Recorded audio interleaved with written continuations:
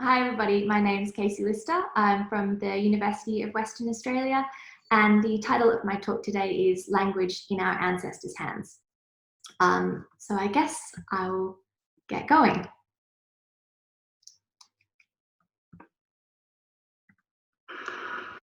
In the beginning was the Word, and the Word was... Wait, what was the word again? Was there even a word at all? If you've ever wondered how you and everybody you know came to be able to talk, that is, to make these strange communicative noises that we call words, then you're not alone. It is an incredible ability and it makes us uniquely human. Just take a look at our closest primate relatives, chimpanzees, gorillas, and bonobos. Now, we share a history and the majority of our genetic code with these guys, and yet our capacity for language massively outstrips theirs. Across the globe, we have over 6,500 different languages, countless dialects, and endless accents. New words are created daily and old words fade gradually into obscurity with every passing year. Our capacity for language is fundamentally human. And yet, we still don't know how it arose. Why are we so different to our primate relatives in this one crucial respect? Where did speech come from?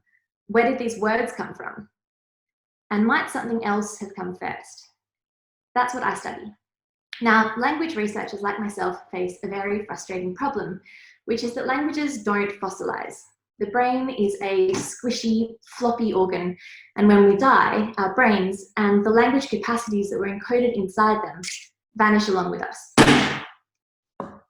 This means we can't look to the fossil record for direct evidence about where our language came from, and we have to get at these questions in other sneaky and clever ways instead.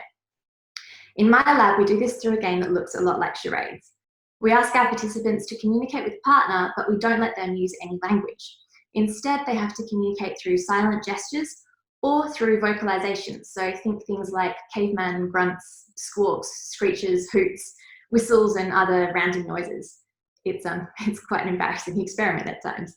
And this is an experiment that a lot of you have probably already taken part in, whether you know it or not.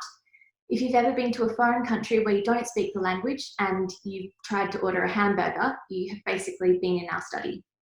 And I'm guessing that if you did find yourself in this situation, you might have done something like this.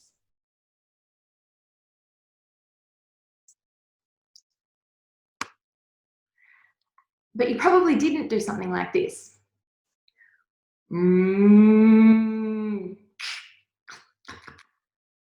Because they probably would have thought you were insane and thrown you out of their country.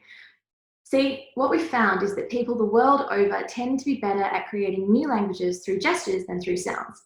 And this is a really important finding because for the majority of human history, we have assumed that language began as speech. Our research contradicts these findings, showing that people rely much more on gestures to create new language systems. Returning to theories of language origin, our results suggest that gesturing likely played a much larger role than was previously thought. It might be that our earliest ancestors signed before they spoke.